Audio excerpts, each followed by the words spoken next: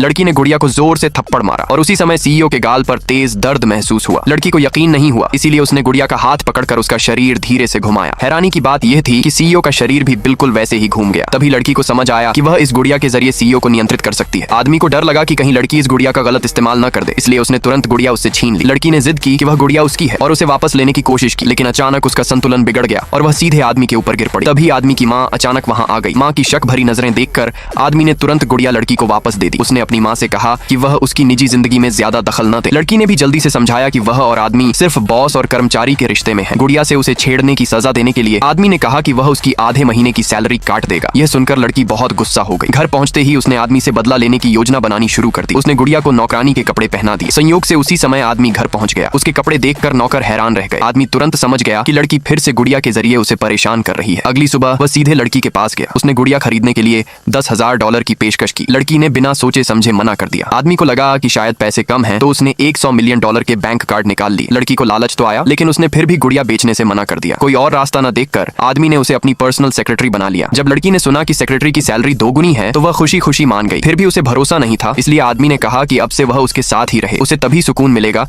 जब गुड़िया उसके पास होगी, क्योंकि उसका विला कंपनी से बहुत दूर था। उसने लड़की को एक लग्जरी कार भी दे दी। अब लड़की उसी कार से ऑफिस जाने लगी। उसके सहकर्मी उसे देखकर जलने लगे, लेकिन एक अमीर लड़की उससे खास तौर पर जल रही थी। उसे पूरा यकीन था कि लड़की गरीब है और इतनी महंगी कार नहीं खरीद सकती। उसने सबके सामने लड़की को रोककर आरोप लगाया कि उसने किसी बूढ़े अमीर आदमी को फंसाया है, तभी वह ऐसी कार चला रही है। तभी अचानक सीईओ वहां आ गया और कहा, यह कार मैंने इसे दी है, तुम्हें कोई आपत्ति है? यह सुनकर वह अमीर लड़की चुप हो गई और एक शब्द भी नहीं बोल पाई। सीईओ ने लड़की का हाथ पकड़ा और उसे अपने साथ घर ले गया।